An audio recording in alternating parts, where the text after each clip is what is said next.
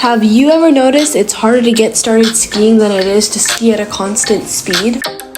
Take a bicycle. Have you ever noticed it's harder to start pedaling than it is once you've gotten started?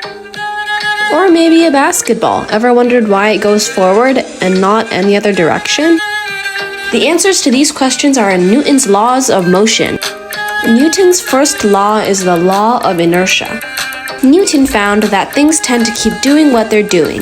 An object at rest will stay at rest until acted upon by an outside force. So a flying bird will continue flying while a book at rest will stay at rest. Let's summarize Newton's first law. The law of inertia states that things in motion tend to stay in motion. They don't spontaneously change direction. This law of inertia is the one you're trying to overcome when riding your bike. But which law is the mathiest? It's Newton's second law. Force is equal to the product of mass times acceleration. A bowling ball with a heavier mass will require more force to get it to accelerate at the same rate.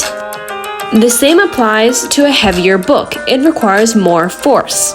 That's why lifting 100 tons would be really hard. Which shopping cart would require more force to push? The bottom. It has a greater mass. Let's talk about Newton's third and final law. For every action, there is an equal and opposite reaction. Consider a basketball. What happens when you drop it? It exerts a downward force on the floor, but the floor pushes back up on the ball. In any case, both forces are equal. Remember, for every action, there is an equal and opposite reaction.